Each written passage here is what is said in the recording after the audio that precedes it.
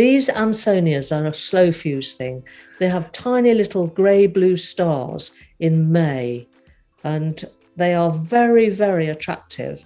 And they're one of the American prairie plants that seems to be able to cope with our drier summers. A lot of them, are hit and miss these days. The autumn colours can be beautiful, and there's that sort of balance of decay and decadence in gardens, isn't there? Yes. I've got to that age myself, actually. Decay and decadence. I was just going to say, isn't it marvellous how the older you get, the more you appreciate it? Yes. Hello and welcome to episode 66 of Talking Dirty. Over at East Ruston Old Vicarage, looking awesomely autumnal, we have Alan Edward Herbert Gray, our happy and very handsome horticulturalist. And over in Cambridgeshire, with a smile that would light the world up, we have Thordis Maria Sophia Fredriksson. I'm in a jumper. I've got a blanket. I don't know why. It's got I'm in a chilly. jumper too.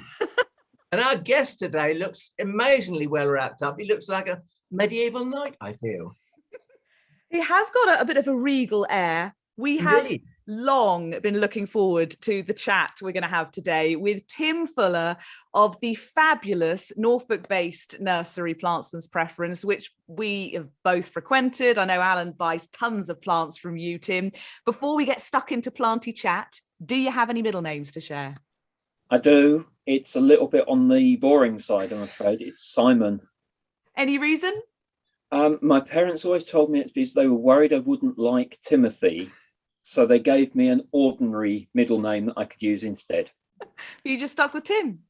Yeah, of course, the only person who's called me Timothy was my primary school head teacher. And the shopkeeper before last in the village here, who, delighted as I walked in the door, said, "Timothy!" As you might remember from a 1990s, 1990s sitcom on BBC. Well, Timothy Fuller, it is a joy to have you along to chat plants. When we come to the FLOMO section later on, where it's, the plants that we have a fear of missing out about, your Instagram feed is just a constant source of that for me. I was trying to just pick out one or two things, and it was very, very difficult. Before we kind of get to your show and tell and stuff, how long have you been gardening? I get the feeling this is kind of from infancy. Nearly, yes. First gardening memories I've got, I would have been maybe 5, taking cuttings of things like fuchsias. And a little after that, I got given my own bit of the garden, which, of course, as is the way with things like that, was right at the bottom of the garden, underneath half a dozen giant sycamore trees. So it was dark, it got covered in masses of sycamore leaves, and I, of course, wanted a rockery. So I was trying to grow all these rock garden plants underneath giant sycamore trees. And it didn't work that well, but it did teach me about some plants just being survivors. Then I started selling plants actually aged about 10, when I sold some plants to my teacher at primary school, and started the nursery when I was 17. So, yeah, it's been non-stop, really. And obviously, as you get into gardening, you get into more and more unusual plants, but you definitely have Plantsman's Preference, the clues in the name, but you have a real feel for just pushing the boundaries, trying new things, finding stuff that's that bit more interesting and unusual. Yeah, one of the sort of initial reasons for calling it that and setting up the nursery, I suppose, was wanting to make plants that people weren't aware of available to everybody, not just the plant geeks and the plantsman, as sort of traditional old term, but anybody who just had an ordinary garden could grow something different, something rare.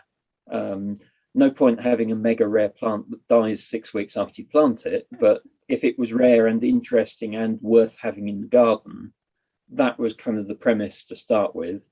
And of course, we grow a wider range of sort of more ordinary plants as well, because they're the bread and butter that help pay for the experimenting. Not everything works first time. Well, a lot of it does. And Alan, I know that at East Ruston, there are plenty of plants that you've got from Tim. Yeah, I just had some new additions actually last Wednesday when Tim and Sally came over. there was a box. He just actually sent me an email because he was coming over to look at the spirea trials that we're doing here in conjunction with the RHS. The last final look at those, 2 of which he's grown for years, I think, or some years anyway. And he just sent me an email saying, is there anything I can bring you? And I sort of thought, oh, he's a canny fella. I thought he's getting his petrol money. And why not? Anyway, so I sent the list in, and then the box duly arrived with Tim and Sally. And I went to look at the box to collect it from the shed, and there was no invoice in it, you see. So I said, well, Tim, there's no invoice in it. And he said, well, no, I was wondering if we might do some form of exchange, you see. So he took quite a bit of propagate material, and I'm more than happy to do this if I know that it's somebody trustworthy and somebody who is actually going to make an effort to propagate properly, because it keeps the plants in circulation. And I, like Tim, have this kind of thing. It's a feeling that you just want, if you find a plant that's unused, you just want it out there for other people to enjoy, because it's worth growing, it's worth keeping, and if it proves itself, as he says, not everything's a success, but we've had some quite interesting salvias, I think, the other day, didn't we, Tim? Yeah, and I'm constantly picking up new salvias and things like that. And I will admit to always feeling nervous if I know I'm the only person in the country with a certain plant. Has happened with a few things that I've got. Either because they've come from somebody who's not here anymore, or because I've bought them in from overseas, which of course is something that's not so easy to do at the moment. And yeah, I'm sort of thinking, if I'm the only person with this plant, I really ought to get at least a few propagated and distribute them to somebody else. Yeah. And if I do kill it, I might be able to get it back again. Well, that's that old gardening adage, isn't it? The best way to keep a plant is give it away. So, Tim, were you just always very green-fingered? Obviously, it helps when you start really young, but do you have a really good brain for keeping hold of propagation techniques? What works? Do you keep notes? Obviously, you're very good at it. Yeah, it's a bit more instinctive with me, I would say. I mean, I never went to college or anything, so I've not been taught formally how to propagate plants. And people like, I know you've had Joe Sharman on the podcast a couple of times before, and he's got this encyclopedic brain for propagating stuff and knowing the recipe, if you like, for each plant. I just kind of get on and do it and don't think so much about it. Most of the time it works well enough. Sometimes it doesn't work very well, but we usually manage to keep things going. But I've always had this sort of rule that I work by, that I will try and grow a plant 3 times. And if I lose it 3 times, then it's just not meant to be, and I give up on it and try something different. I quite like that. Just move on, put it behind you. Yeah, well, I work on the basis that the first time I might have done something silly with it. The second time it might have been a rubbish plant from wherever I got it from. And the third time just means it's not going to happen. There's something that I can't give it, so forget it. So many plants out there, you can always try something else. Well, I'm excited to see what plants you brought along to talk about today, because there's this very tempting cameo at the side of the screen from some grasses. I can see some foliage and berries and things. So what have you brought for show and tell, Tim? Well, how long have you got? I've kind of filled the office. I suppose because one of the things that Nursery is best known for are ornamental grasses, I thought I'd better start there. And I happen to have a national collection of Molinias. So I've got some of those here. They're probably a bit big. Yeah, you can't see me past them. So Molinias are purple moor grasses, British European natives. And there's 2 distinct types. There's only 1 species, but Molinia, caerulea, subspecies arundinacea, which these are. They're sort of 5 to 9 feet tall. And subspecies caerulea are mostly sort of under 4 feet tall. So that's 1 species. It's divided quite nicely into size. And they're clump forming, reasonably well behaved, though some people find they self-seed a bit. And there's some new forms and some old favourites out there. Sure if I can separate these. This one, and terrible at showing these things on camera because they're so loose and airy. We'll This add one some photos. Yeah, and this is transparent, which is quite widely grown. A lot of garden designers use it because it has got a very transparent flower head. So although it's 6 or 7 feet tall, you can see straight through it. Throw that one out of the way. Then this is a heavier flowered one, newish one from the Netherlands called Tears of Joy. And that one arches quite nicely, but it's still got a good upright habit to it. And that again is about 6 feet tall. And throw that one down there as well. I don't know whether you're going to see the stem colour on that one. Oh, yeah. Yeah. This is a newish French one, and this is where I mangle the French. This is Les Ponts de Cé, which is a very arching one, but it also has a really distinctive reddy pink tint to the stems, whereas all the What does others that translate as? I believe it's a bridge over the river Cé. I got this feeling it's designed by some very famous architect, and it's a particularly wide, low span over a big river. And yeah, this one does arch almost double in the garden, so it does need a big space, but that stem color makes it very popular with a lot of people. It's the only one really with this warm orangey sort of pinky red color to it. Yeah, that's beautiful. They're forms the tall ones, and off camera down here somewhere I've got one of the shorter ones. And this is Moorflamme. So sometimes people are worried that tall grasses are just too much for a small garden. This one's only going to be about 2.5 to 3 feet high. And it's a sort of warm, bronzy, orangey colour on the stems. You pull them together, sometimes you can see the colour better. And that's a nice, neat clump former.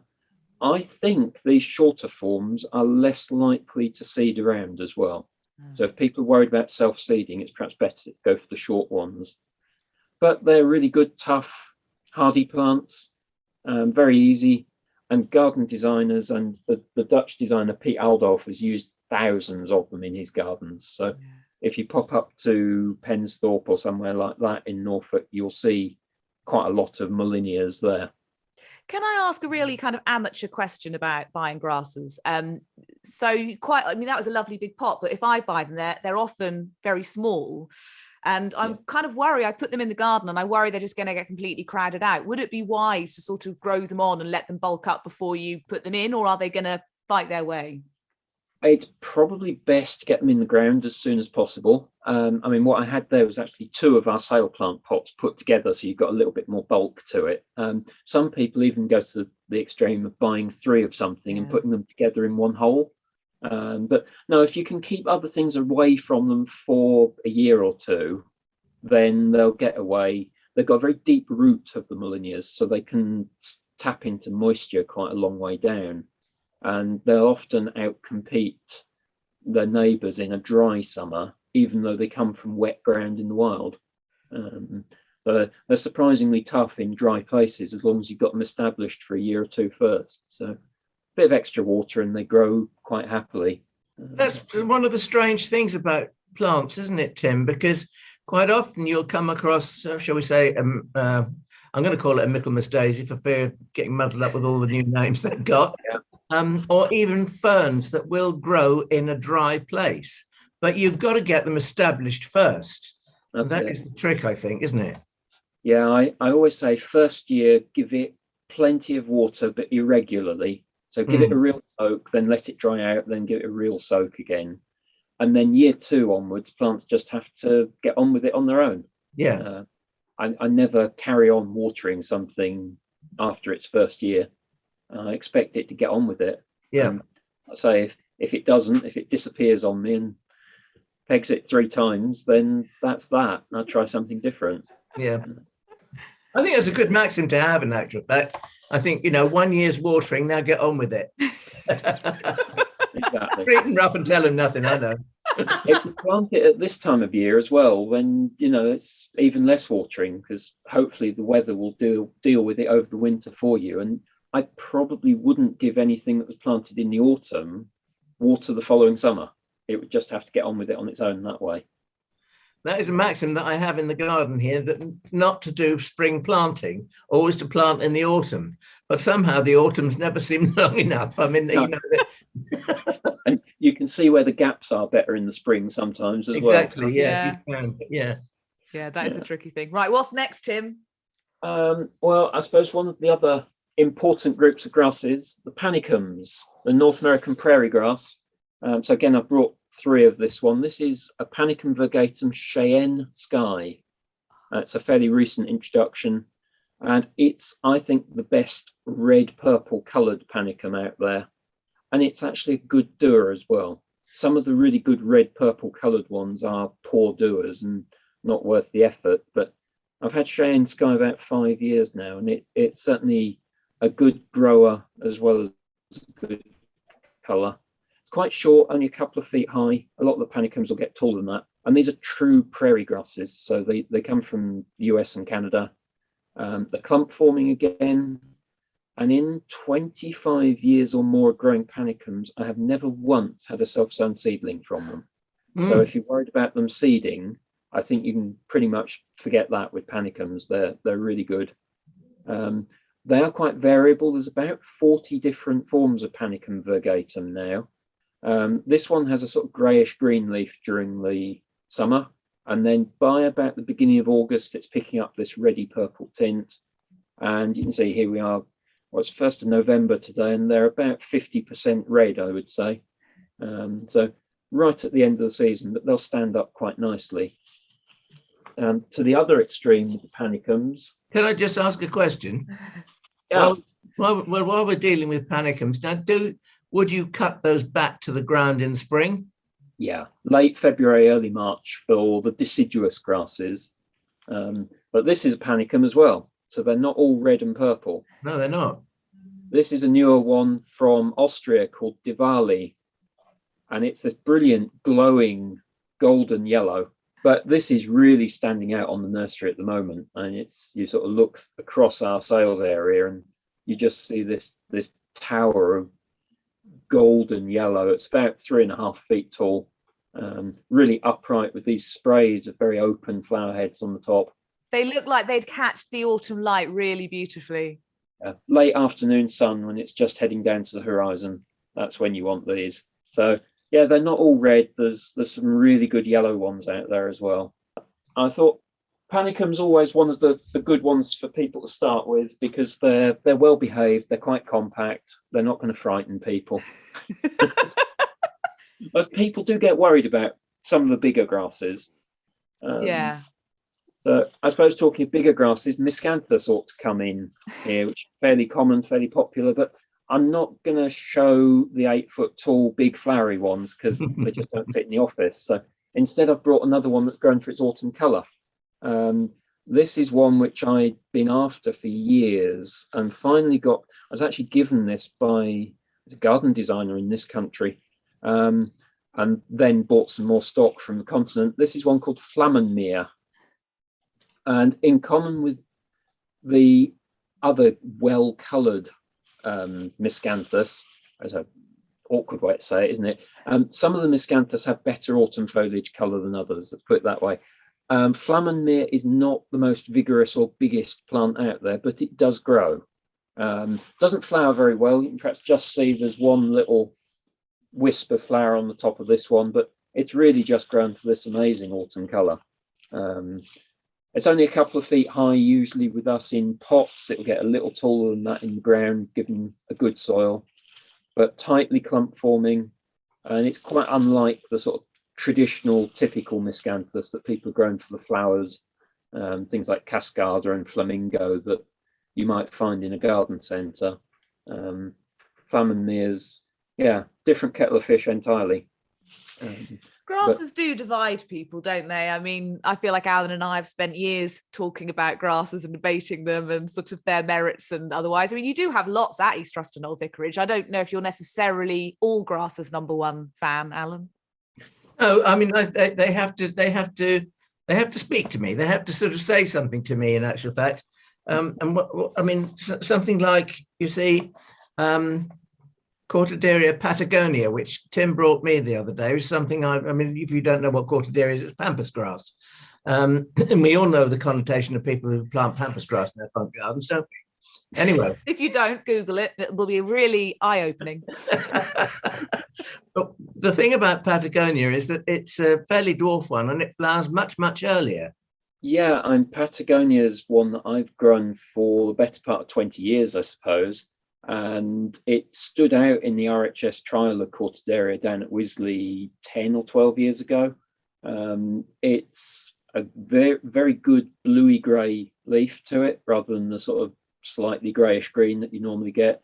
It's a compact clump, fairly reliably. The leaves aren't going to get more than about 5 or 6 feet tall. And then the flowers are a couple of feet above that at most. But yeah, as you say, it flowers July or so. And it's still looking good usually all the way through the autumn and winter. Because being shorter and stockier, it doesn't get battered about by the gales at this time of year, like and something like Sunningdale Silver is a stunning traditional pampas grass, but it's 10, 12 feet high. And more often than not, it's just coming into flower in October, and you get a gale that flattens the thing, and you've had a day or two of enjoying it before it's just turned into a mess. So Patagonia, name tells you where it came from. It was, as far as I know, it's a wild collected plant. And yeah, it's probably the best Cortaderia pampas grass for the garden, I should think, for most people. And it's certainly the first one that I would put in my own garden. We have a near identical one called Icalma. They are, again, it's a wild collection, but virtually the same as Patagonia. Either of them would be very good. Yeah, it's a good plant year round. Another one of the big groups of grasses that everybody loves, a bit further away, the Pennisetums. Now, Pennisetum's a funny group of grasses because it includes tropical plants and incredibly hardy plants from the Arctic Circle and everything in between. And I think probably Pennisetum orientale in its hybrids is a good medium for people to start with. This is a really lovely one called Shogun. It's not terribly common, but I think it's the nicest sort of middle ground one that gives you a lovely pinky red tint to the flower when they first emerge. I don't know if you're seeing any of that on the camera there, but it's a good one to have out in the afternoon sun again. And it's about 2.5 to 3 feet tall, really well behaved. And I always say, given good drainage and a good sunny spot, this should survive almost every winter in this country without a problem.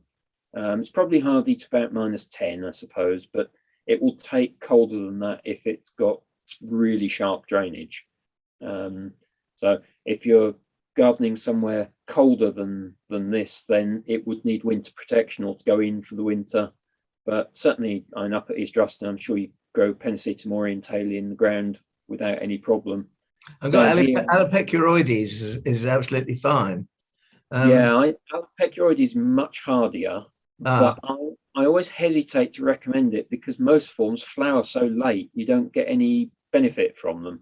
Well, I don't know what it is, but outside my potting shed, there's one that's in full flower now, and it's been in flower for about, I suppose, 5 or 6 weeks, maybe.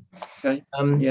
And it has sort of slightly violet tinted flowers when it first produces them, and they gradually fade. But I don't know which one it is. It was a present from somebody, and I just stuck it in, and I keep meaning to dig it up and divide it. Well, I shall do it next year, I promise. Well, and the Pennisetum orientales will start around the end of June, early July, and they carry on producing fresh flowers right up till the first frost. Right. So, as you say, Alopecuroides sort of late September, October flowering normally. So I always rate the orientales and their hybrids as giving a longer season. They're not as hardy as Alopecuroides, but they're still really good doers. There's quite a few forms about now as well. I know what you mean about the tropical one, shall we say, which we're getting over here with the bright pink plumes and the red foliage. And of course, you often see them in garden centres with, shall we say, sparse knowledge as to their hardiness. Yes, I've seen these lovely glossy full colour labels in them that have 4 languages on the back that say hardy perennial grass. Yeah. No, it's not hardy. It will maybe take 1 degree of frost, but that's the limit. Yeah, that red leafed one, it's all over the place. People are always asking for it, but I managed to keep it alive once in my bathroom windowsill. But I can't keep it alive anywhere else. He has something in common with you, Thordis, because your bathroom windowsill is crammed full of plants. Before you joined us, Tim, Alan and I were having a discussion about all the plants that are currently taking up my bathroom windowsill. Yeah. There's no room for any grasses on there, I tell you that much. There aren't any in my bathroom anymore, but you still can't move for plants in there. So. You've got Shogun there with the pinky tinted, slightly drooping ones. There's Fairy Tales that's a bit more upright and less pink. And then Tall Tales, name suggests a lot taller, bigger, fluffier, very pink flowers when they first emerge. So there's quite a bit of variety with Pennisetum orientale. This is the least plant person thing to say, but I just love a grass that you want to stroke. A bit like, is it Miscanthus nepalensis? Yeah. With those beautiful, utterly strokeable kind of golden tassels, and they're Pennisetums. You just want to cuddle them. Yeah, you'd be amazed how many customers on Nursery sort of do this, stroking through them, and suddenly realise they've got a handful of seed. Look at that. Yeah, they will self-seed occasionally, but not very much. So they produce seed, but it's not usually a problem in this climate. Tim, that last remark of yours could be Tim's top tip. Everybody likes stroking a lot of the grasses, but I'm always a little bit wary with some of them because you do have some sharp edges and some spiky flowers amongst them. So I don't encourage people sort of manhandling all of them, shall we say. You don't want one that fights back. There's one or two that fight. I mean, the Cordaria Patagonia we just mentioned, it's just like any other pampas grass. The leaves do have that sharp sawtooth-like silica edge on them. Yeah. So, yeah, do be careful how you handle some of the grasses. There's lots of lovely cuddly ones, but yeah, always a little wary about some of the others. It's funny how a beautiful plant can so often hide its evil characteristics. Alan and I, before we got recording, were talking about my bathroom windowsill, which has got a Lantana camara baby on it, because I grew it quite late from seed and I just can't let it succumb to the frosts. And I never realised how evil they are. I've only ever noticed sort of the lovely flowers, the lovely foliage. I've never looked at the stems because I've not grown one before. They're nasty. You know, Christopher Lloyd, in one of his books, he did a lovely chapter about prickles and sharp edges and things. And I can remember him writing about the rose called Zephyrin Druin. I don't know whether anybody still grows it very much today, but it was also known as the thornless rose. But as he warned you, she still has a few thorns up her skirts to catch you out. Yeah. You can guarantee if you look at picking a rose and you think, no, there's no thorns there, as soon as you grab hold of it, one gets you from behind a leaflet somewhere, doesn't it? Yeah, every time. Yeah. Right, what's next, Tim? Well, we've got a couple of other rarer grasses. This is another North American prairie grass. It's a bit of an oddity, perhaps not the most ornamental, but it does perhaps sort of sum up that I'll try anything. And this is something I've had for a long while. I grew it from seed from North America. This is Tripsacum dactyloides. It's kind of related, as you can sort of see in the flower, to maize or sweet corn, but it's got this lovely autumn foliage colour on it again. And it's quite a big plant. It'll get to sort of 6 feet or so tall, clump forming. I've never had it self-seed either. If you want to do that sort of prairie garden, then yeah, Tripsacum dactyloides. It's got these interesting flowers on it all summer long, and it's still producing fresh flower now. They're sort of purpley red to start with before going to a bleached greeny buff. Lovely. Totally hardy. It just comes straight through every winter, and cut it hard back at the end of winter, and it will be pushing fresh growth up again in the spring. Lovely fresh green during the summer, but then we've got sort of pink, purple, orange and red autumn colour on it there at the moment. That's a little bit different. I'm coveting all of these grasses. From all of our sort of chat around their hardiness, how would my rather claggy clay treat these? On clay, I would say Molinias, Panicums, this Tripsicum probably absolutely fine. The Pennisetum's a bit more of an issue because the drainage that they need to do well. Miscanthus often do well on clay, but I have seen them struggle if it's been really compacted. So a clay soil that's quite good, they'll be fine. But if you're sort of trying to get them to grow on, particularly a customer who had a new build house on clay, and their garden had obviously been trampled by the JCBs and whatnot, and they really struggled to get Miscanthus to grow because the soil was just so solid. So yeah, they'll cope with heavy soil, but not really stodgy, compacted, wet soil. Yeah, we do love our new build gardens. Yeah, it's one thing that the last 18 months has done. We've had a lot of new customers coming who've never gardened before. A lot of them seem to be in new builds, and they've got this sort of quite small, surrounded by fences, overlooked by the neighbours type garden, and it's solid topsoil on the top for 2 inches maybe, then compacted clay and builder's rubble. Yeah, rubble. All kinds of things you find in these gardens. Yes. Yeah. Yeah.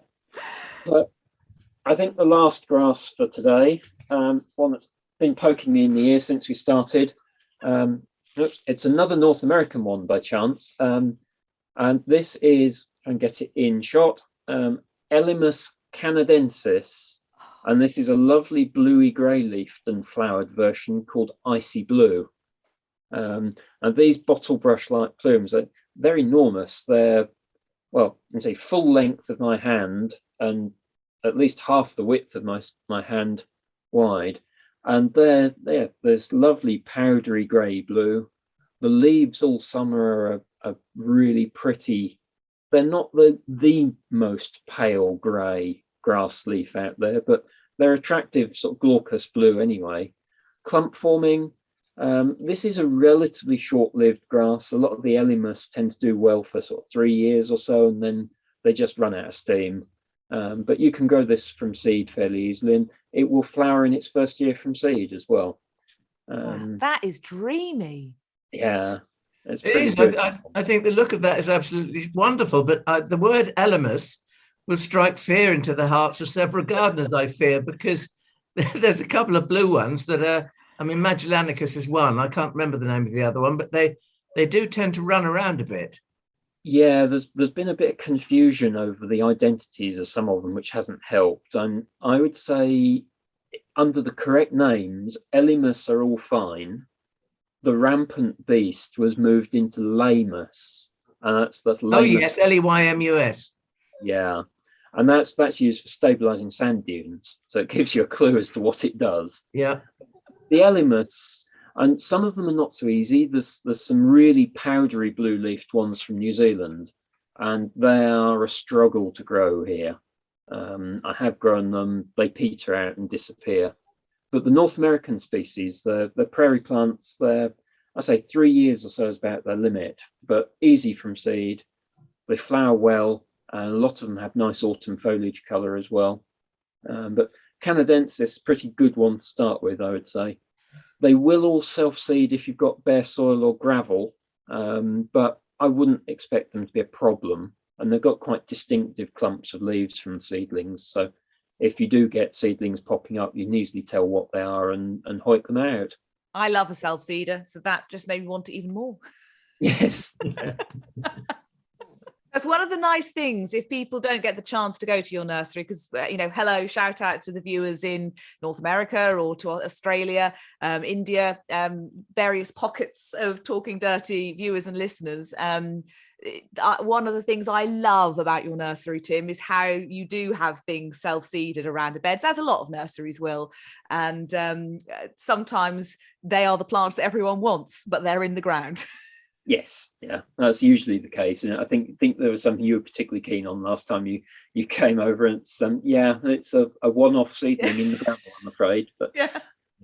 There's always something to be said for letting plants self-seed, because that's how you find new plants very often. A different colour of something or a form with better autumn foliage or something like that. So, yeah, if the nursery's too tidy, you never find anything new. Tim, if a nursery is too tidy, I'm not interested. It does tend to suggest that everything might have been bought in from somewhere Yes, else. it does. Right. Where shall we go next then? Asters. Yeah. Or Or whatever they're called. Oh yes, that's one thing where I'm just about to spill half of a vase full of them across the office. That won't do the computer any good, will it?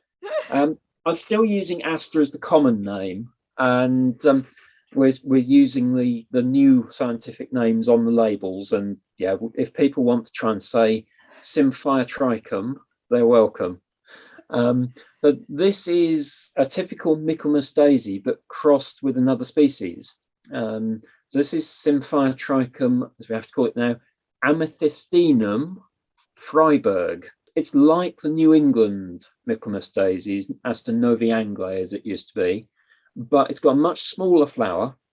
It comes along about 6 weeks later, and cameras are awful for picking up the true color of this one, but it's this really beautiful pale sky to azure blue. Cameras always seem to make it look pink in my experience, but it is just coming into full flower in the last week or so, and it will carry on until we get a proper frost later this month or next month. Habit and everything is just the same as the New England Michaelmas daisies, so it's about sort of 4 to 5 feet tall, really good at holding itself upright.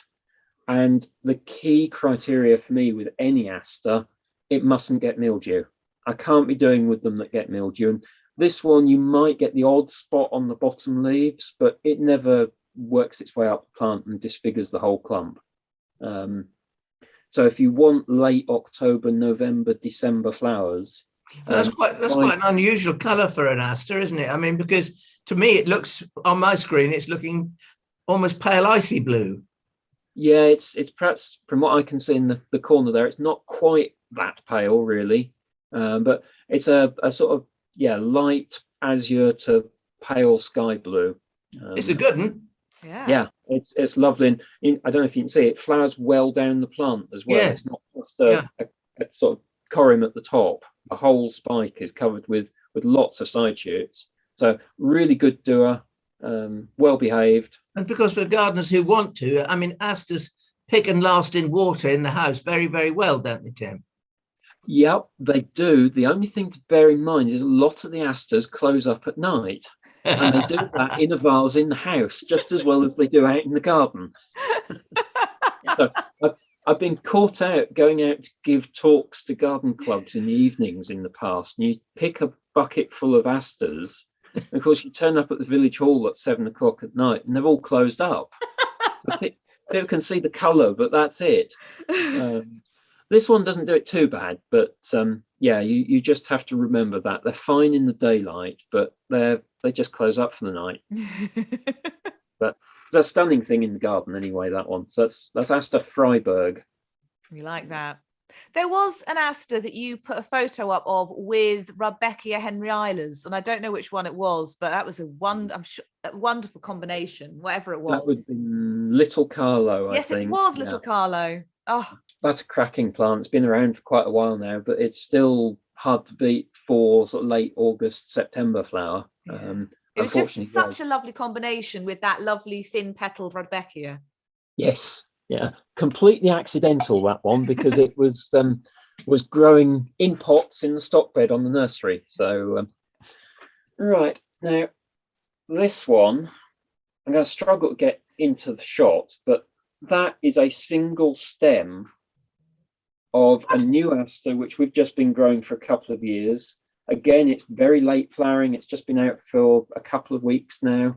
And judging by how well it's holding in this weather, I think it's probably got another 2 or 3 weeks to go. And this is a form of Aster turbinellus, or Symphytricum turbinellum, called Elfin. I thought to start with it was Elfin, as in dwarf. But then I've just checked the name, and it's actually Elfin, the end. Flowers right at the end of the season. And you see it's got masses of flowers just on one stem. It's about 3 feet or so tall, so it's not as tall as Freiberg, but it's a lovely cascading plant in the garden. It's a little bit more along the lilac-y side. It's not quite as blue as Freiburg, but for such a late show, really, really good value in the garden, that one. That is just gorgeous. It's like just snowflakes fluttering about on the screen or something. Yeah. So it's, really nice one. As far as I know, nobody else in this country has got that one yet. I bought it in from Austria 2 or 3 years ago. So hopefully be propagating it in the spring. Don't kill it. No, we've got a few plants now, but just not enough to start selling it. But it's really, really has shown how good it is this year. Wow, that's stunning. Then last Aster,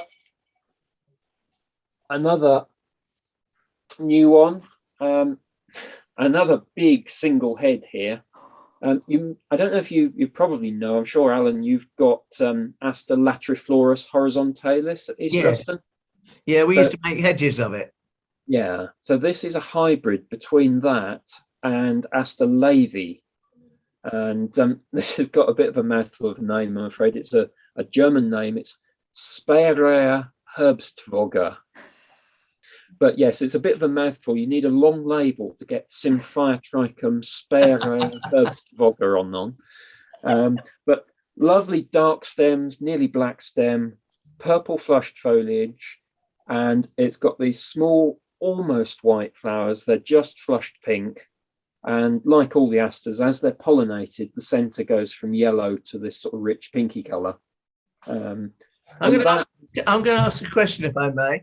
I've got an old-fashioned vase-shaped frame made out of iron, and it was designed so that you planted a shrub rose, which flops everywhere, in it, and it comes up and through the top. And I've been thinking what I can grow through that. Now, one of the things I want to try is Salvia atrocyanea, because that flops quite a bit and it's very tall. And I'd like it to be accompanied by a very, very tall aster. What would you suggest? Have I put you on the spot? Well, a little bit. I said this one's probably not tall enough for it, but I need something about 7 or 8 feet. Oh gosh, yeah. You're probably looking at the laevis to do that. So, and something like Vasterival or Lemutier, possibly glow in the dark. I don't know if you've got any of those. I can do glowing in the dark. Well, they're all good forms of what was Aster laevi, now Symphytricum laevi. And they're ones that people always want to give a Chelsea chop to. So when they get a foot high in the spring, you cut them back by half to make them more manageable in the garden. But if you don't give them the Chelsea chop, they will get up to sort of head height. Yeah. So they might work quite well. I should be knocking on your door, Tim. We need to get more propagated, because I have to say that the asters have gone really well this year. People have obviously decided that it's a year for buying asters. You know, a lot of these asters flowered 6 or 8 weeks ago, or started then, and we've still got ones, and this one has only just come into flower in the last week or 10 days. And the other two have just shown a kind of fresh in flower as well. So you can still have them in flower. If you grew 3 or 4 different asters together, you'd cover July to December. So they're really good value garden plants on the whole, and it is possible to avoid mildew pretty much completely. I certainly don't grow any forms that get mildew badly, and if I do by chance get a variety that gets mildew, if it doesn't buck up its ideas in the second year, perhaps with a bit more water to it, then it goes on the compost heap and we try something different. There's too many good ones to grow the bad ones. Something completely different, as the saying goes. Can you see these bristly? The light's probably not great for it, is it? This is an ornamental form of licorice. So this is Glycyrrhiza uralensis.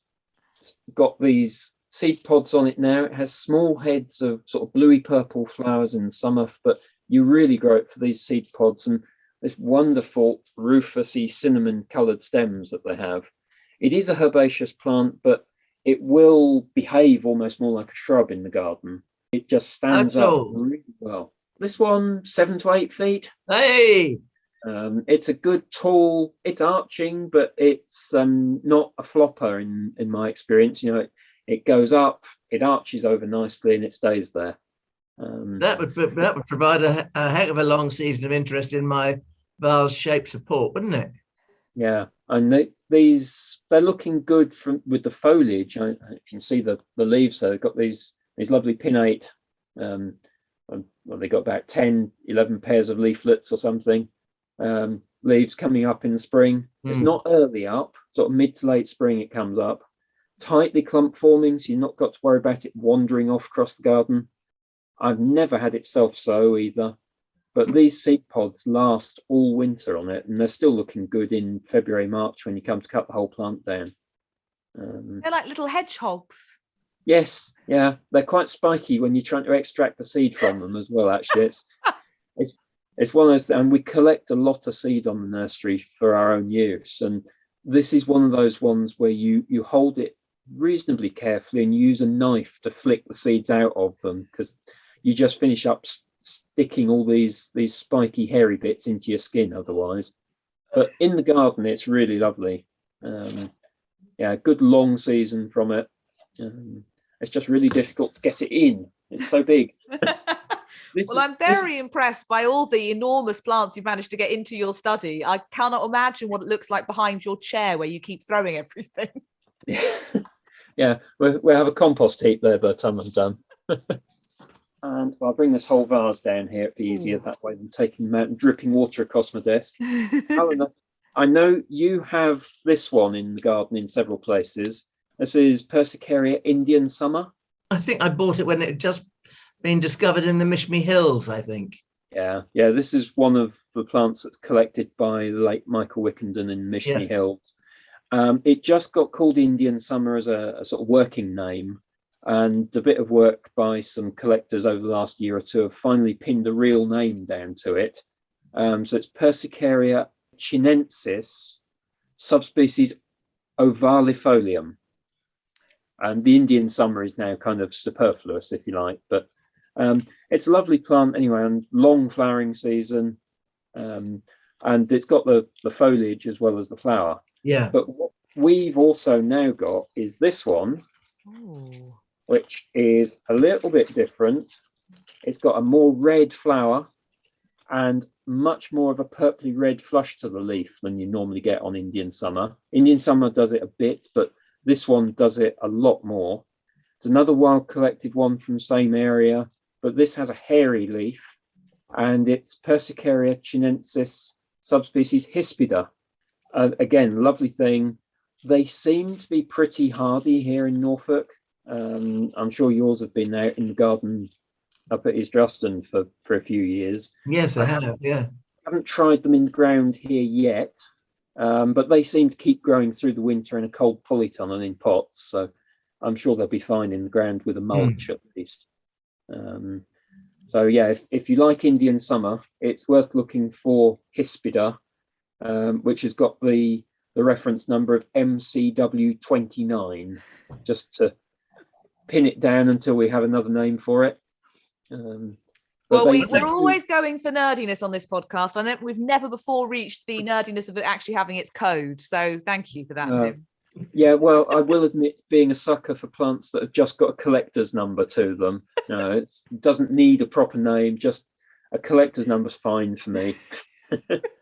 When I first grew that plant as Mishmi Hills there, I wasn't sure of its hardiness even, and I think I seem to remember myself taking cuttings in the autumn, and they rooted really well. And that's why I've got so much of it. Yes. Well, we've just done cuttings of both these in the last week, actually. Yeah. So we take them at this time of year. They overwinter in the heated propagator, and we pop them up in the spring. Yeah, works very well. Also in this vase is just about the last of the Begonia grandis types that we've got in flower this year. Most of them have kind of come to the end now, but this is one of my favorites. It's actually the first one that I got many years ago. This is Begonia grandis Sapporo, and actually by chance it's another Michael Wickenden introduction, this time from Sapporo in Japan. And you got these slightly outlandish pale pink flowers on it with that pom-pom of yellow stamens in the centre. And what really makes Sapporo stand out from the other Begonia grandis types is this wonderful wine red underside to the leaf. It's the whole leaf is this purpley red. Got slightly sort of dusky green top to it, whereas some of the other forms have a bright green upper surface. But that's been in flower since about the 3rd week of August this year, and it's still going at the minute. First frost will turn them to a pile of brown mush, and then they'll overwinter as a tuber and come up again in the spring.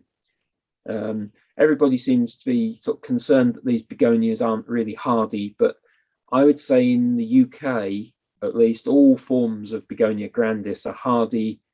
If you're worried, give them a mulch. If you're growing them in pots, then I would take them inside somewhere for the winter. But in the ground, they're remarkably tough plants. They do well in shade or some sun. You've got several different forms about now, white and pink flowered ones, and some forms with silver spots on the leaves as well now. Interesting you talk about the hardiness, Tim. There's a lady I know who lives near Wyndham, and she has an enormous pond in her back garden, and she sort of built a jetty over the pond, and she has this begonia growing along a ditch, and that ditch spends several weeks underwater during the winter, and yet the begonia still pops up again. I don't know the limits to them, to be honest. Yeah. And one lady who works a couple of days a week for me took some of the little bulbils that they make in the leaf joints at this time of year. And on my suggestion, because I just had this hunch they'd work well, she scattered them in the narrow gap between the concrete path and the house wall. So it's sort of 6 inches of gravel against the north wall of the house. And I went and saw them in September this year. And it's just this brilliant display of it along there now, because it's spread along that gap. But what else could you grow in a 6-inch gap of gravel between a concrete path and the house wall? Yeah, marvellous. What a solution. Well, I've got a gap like that, but sadly it's next to a path and I'm not supposed to crowd the path. Oh, well, there are a couple of new forms of Begonia grandis that just come into cultivation in the last few years. One called Snow Pop, and one called Bells and Whistles. No, sorry, the name, nothing to do with me. And they are both more compact than Sapporo. Snow Pop's only about 1 foot to 15 inches high. So maybe that'll fit in. Yeah. Last one in this vase, and it's bleaching out on camera to see there. How's that? Does that look better? Yeah. This is a ginger. Again, a hardy ginger. I've seen they've got this thing about me now that plants that people think won't be hardy but actually are, and I'm growing more and more of them, rather than the things that aren't quite hardy that just disappear on you. But this is one of the Japanese gingers. It's Zingiber myoga, and this variegated form called Dancing Crane. It's not like the hedychiums and courtlayas that produce these lovely spikes of flowers on the top of the stems. The zingibers have a tiny little barely visible flower spike at ground level. There's various theories about them being pollinated by beetles or slugs or whatever. I'm not sure what pollinates them, but I think Dancing Crane is well worth growing just as a foliage plant. Again, in the ground, perfectly hardy. They do make up quite well, shall we say? So not for a small spot. Give it a bit of room. Being variegated, it is slower growing than the green leafed versions. But this was new to me, I suppose, about 4 or 5 years ago, and it's fast become a favourite in the sort of shade loving plant department of the nursery. Looks great from late May or so when it comes up, all the way through till the first frost, when, a bit like the begonia, it will just turn to a pile of brown mush and disappear for the winter. Give it a mulch of wood chip or bark or something like that, and it will be absolutely fine. I think they're probably hardy to like -15, -20 or something like that. That foliage is so bright and beautiful. Probably the hardiest ginger you can grow in the garden. So Brilliant. well worth a try, the Zingiber myoga. I've just bought earlier this autumn a couple of new variegated ones, one with a yellow variegation and one with a a different white variegation. So there may be some more in the future. See how those two grow. Have we exhausted your show and tell yet? Oh God, there's loads more if you want them. But This is amazing. What more have you brought? the problem I had was, what do I bring? So I also love that it's this time of year and you've got so many interesting things to show us. Yeah, and we're helped by the weather this year, to be honest. It's been pretty mild so far. So yeah, in a normal, what's normal? In a sort of typical year where you get frosts in October, then we wouldn't have so much. But I really do think it's fairly easy to have a garden that looks good 12 months of the year. And I really don't subscribe to the putting the garden to bed for the winter theory, I'm afraid. Neither do I. No. So another weird one for the sort of plant collectors. This is something I've also not had very long. And this is a plant that people might be more familiar with as a house plant family rather than a garden plant family. Pilea matsudai. And this one's got the cultivar name Taiwan Silver because it has these silver speckles on the leaves. But I brought it really because it's in flower at the moment. And it's got these white nettle-like clusters of flowers from the leaf axils. It just looks very nettle-like at this time of year, but with these silver splashed leaves and they're definitely a creamy white flower rather than the sort of browny green of a nettle. Doesn't sting, it's clump forming. As Taiwan Silver suggests, it was collected in Taiwan. And as far as I can tell, it's perfectly hardy. Certainly hardy in the ground with a mulch. I suspect it will take anything that the British climate can throw at it. I may be wrong, but I've got a feeling this was collected by Sir Nglethin Wyn-Jones from Krieg. It's certainly an interesting new plant that I've got, and I think with all the houseplant interest, people are trying to put some of these new hardier pileas in the ground. And this one, it does prefer shade in this part of the world. I think our summer sun is perhaps a bit too hot for it, but sort of shade-loving plant. Yeah, it's done really well for me. I only got it's October last year. I took advantage of still being able to import plants from the continent reasonably trouble-free and at low cost. So I splashed out on quite a lot of new plants, and this was one of them. And it's probably made up about 6 times as much as it was when I bought it last year. And I have already propagated it. We have a number of small rooted cuttings going already. Money well spent. Good investment. Well, yeah, once you buy a plant, you've got to do something with it. I am a bit of a sucker for variegated plants. So it's not just grasses and asters and that. I've got all sorts of variegated things. And this is another Cali Gardens plant, actually, from Michael Wickenden's time. This is Alstroemeria brasiliensis Cali Star. This lovely creamy yellow variegated form of Alstroemeria brasiliensis. Now, brasiliensis not that commonly grown, but it is very similar to Alstroemeria citacina, which quite a lot of people grow. And there's a variegated form of Alstroemeria citacina as well, called Royal Star. But that's just got this fine silvery white edge to the leaf. And I'd say Cali Star is more showy because it's got this broader stripe. And what colour are the flowers? Again, the flowers very like citacina, but whereas citacina is red, green, black and white, brasiliensis lacks the white. So it's red, green, black. So it's quite a subtle flower, I would have to say, but it's this lovely, rich ruby red. Obviously, it's finished flowering now, but you've still got this lovely foliage. And it's a fairly flexible plant. I'm sure in the ground, planted deeply with a mulch, it will be absolutely fine over winter. But if you grow it in a pot and keep it in a frost-free greenhouse or porch or something like that, it will be completely evergreen. And you've got this lovely variegated foliage all winter as well. We keep our stock plant of this in a frost-free polytunnel. And yeah, they kept all of their foliage throughout the winter. And it's almost carries on growing throughout the winter as well. Tim, at the risk of giving your secrets away, how do you propagate alströmerias? With confidence. They're one of those plants, if you haven't got the guts just to tear them apart. Well, I was just going to say that's what we did with Indian summer. We dug up a big clump of it and we ripped it to pieces and stuck it straight in the ground again, and it didn't look back. Yeah, that's the thing. They are very brittle plants, so as soon as you start propagating them, there will be bits falling off and snapping left, right, and centre. The key, I think, is to do them reasonably early in the summer so that they have a good long growing period to get established again before the winter.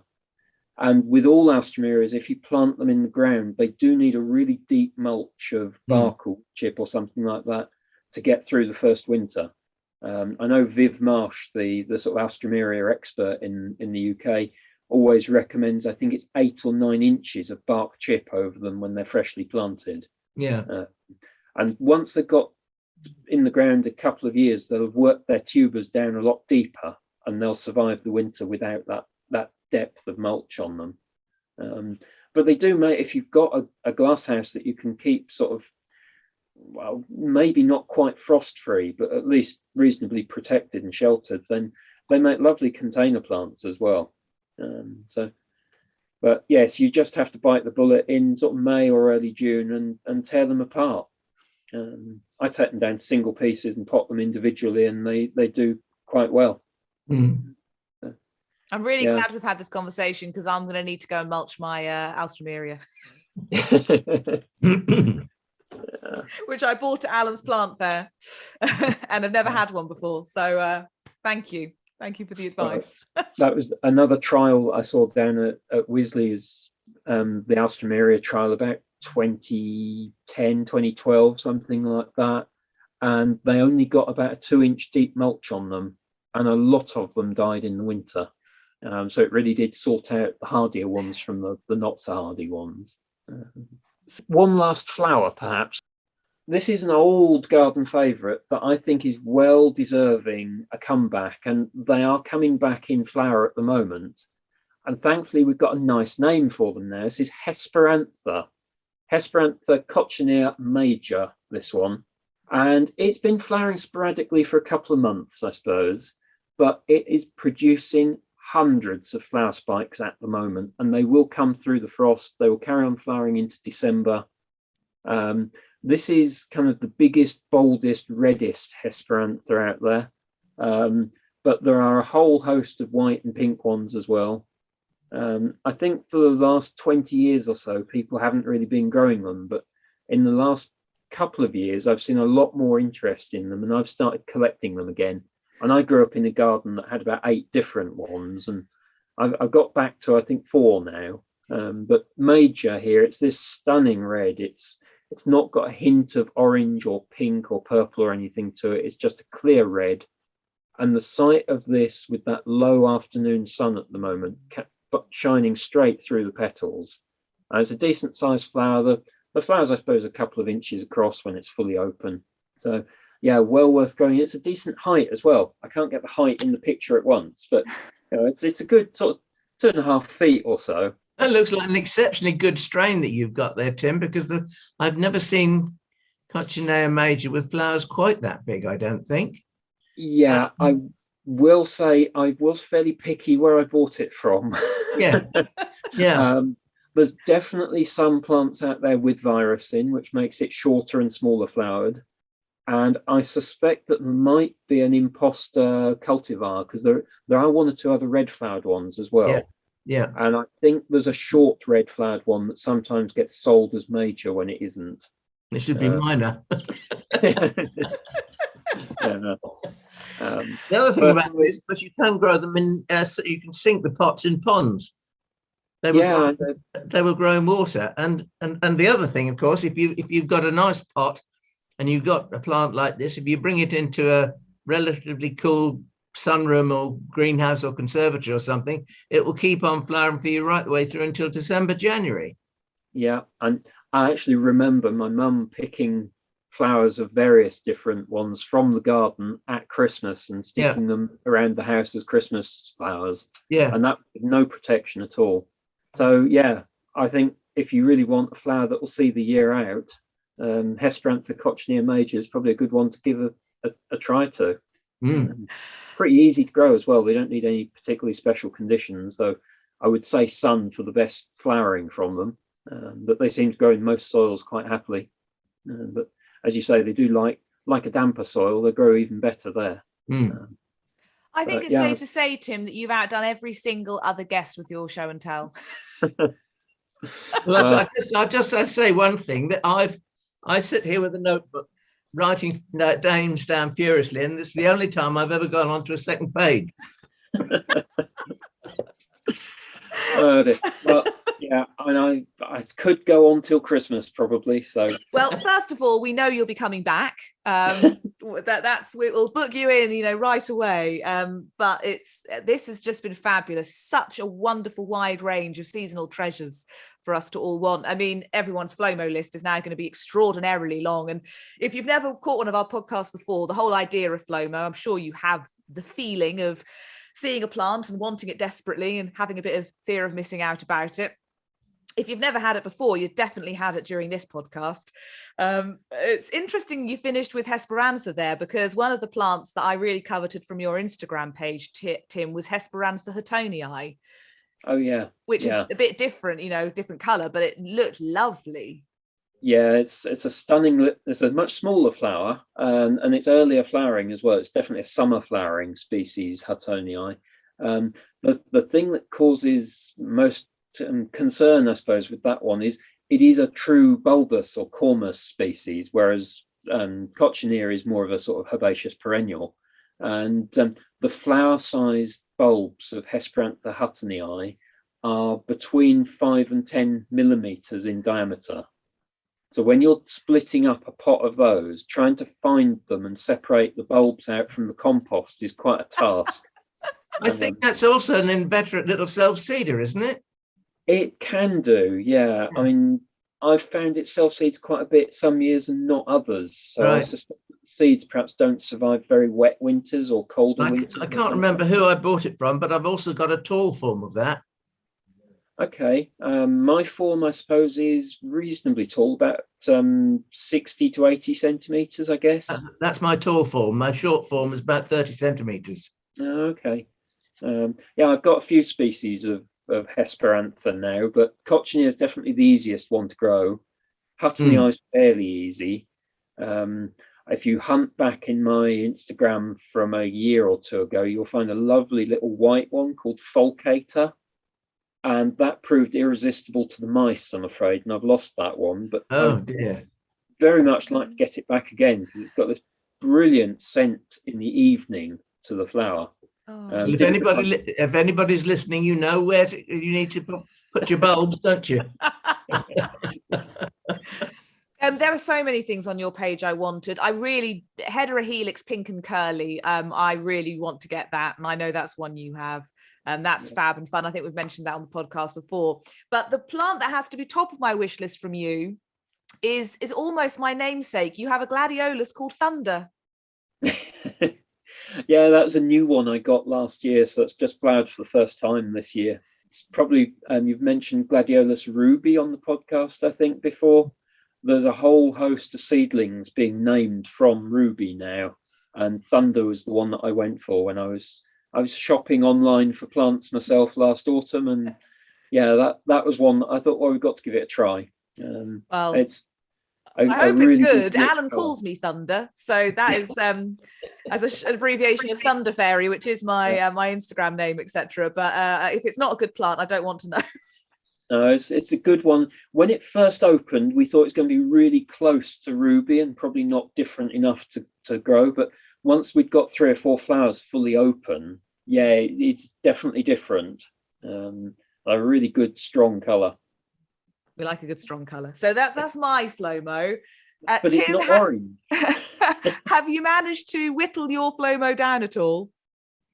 Well, there is a reason I've got a nursery, and that's because I just can't stop buying plants and growing things from seed and cuttings and that. So I've got hundreds and hundreds of things on my would like to get list, I suppose, but if we go for something I've seen most recently that went in fairly near the top of the list, and Alan will probably be guessing what I'm talking about.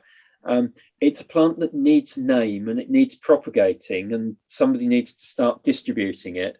And it's a white flowered dahlia, which we saw up at East Ruston last week in the front courtyard there. It's this lovely glowing white flower to it with pink veins on the back. And as they go over, they go to this lovely pale blush pink. Some of them are actually going quite deep pink, I suppose, as they go over. But yes, one of Alan's seedling dahlias, I think, is at the top of the wish list at the moment. Well, there you go, Alan. All of that talk about growing dahlias from seed has paid off. It has actually. Well, I mean, you need, I think, when you do something like that and it's yours, you're always sort of thinking, well, is it quite good enough? I mean, I like it and it's in my garden, and both Tim and Sally, there was one that Sally liked as well, with sort of creamy lemon flowers, very spiky petals. And I just sort of think, well, you get people, genuine plants people who know what they're talking about. They tell you it's worth doing something with, you should do it. So watch this space for next year. I'm going to dig them up and I'm going to propagate them from cuttings so that I know I'm getting the right thing. I'll still keep having a go with my seedlings, though. Yeah. Tim, you'll be on the list first. And Alan, I don't know what you're going to do with your Flomo after this last hour, but what's on your list? I don't really know what I want to do with my Flomo, because we've just been through this list, and I mean, I wouldn't have looked at Panicums. Probably Pensimons I like, not Pennisetums, I mean. Molinias I wouldn't have looked at. I don't know why, but I just wouldn't. Miscanthus I do like. I'm gonna plump with your Tripsicum. It had, to me, presence. I don't mind that it doesn't last more than 2 or 3 years. This was the Elymus. Oh, that's the Elymus. What am I talking about then? Yes, it was the Elymus canadensis. Sorry. Yeah. We're just going for both of them, Alan. You've got 32 acres. So that's the Elymus. Yeah, that's the Elymus. That I do like that. I do love the sort of the softness of it, even if it's not soft to the touch, but it looks just lovely. Yeah, so that's going to be my Flomo. Yeah, Elymus canadensis, icy blue. Well, we all want that. I can't imagine there's a single person, particularly watching, but even from the descriptions to the audio on the audio podcast, I can't imagine there's a single person who doesn't want that in their garden. It's absolutely beautiful. Oh, Tim, you've given us a lot of food for thought. Hopefully there'll just be lots of orders flying in. You've got a full website and everything. Yeah, you need to spend a bit of time updating the website now, I think. But yeah, it's most of these things, if we've got any left this year, will be on there. There's always 1 or 2 things like the Pilea will hopefully be next year. But yeah, I try not to have a static list of things that we've always got, that people know we'll always have year in, year out. There's always something new coming in, and some of the old things might perhaps go 2 or 3 years without having any available. But yeah, always trying new things and pushing the boundaries a little bit in terms of hardiness and that. But most important things, they've got to grow here without too much effort. I'll give them the winter protection if they need it, but if they can't stick it outside in the summer, then it's like blue Himalayan poppies. They look stunning, but really, if you want to grow them, move to somewhere cooler and damper. Norfolk's not the place for them. No. Well, it's been an absolute treat. You'll have to come back again. I like the fact that, and this is partly because the clocks have changed, but I've actually been plunged into darkness over the course of this podcast because we've been talking for so long. I've just got one light and the house has just gone dark around me. Oh, but it's been a joyful time. Tim, thank you very much. Please come back again. But in the meantime, happy gardening. Happy gardening, everybody. Cheers. Happy gardening. Can you hear us, Tim? I'm not sure. Can we hear you? Listen. Oh, Can you hear me now? Oh, we can. Sorry, I'm on a tablet and it decided it didn't want to log into email, then video's off, sound's off.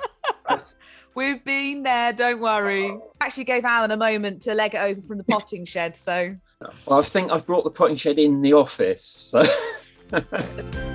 This is Pilea mats. I'm going to have to check the label.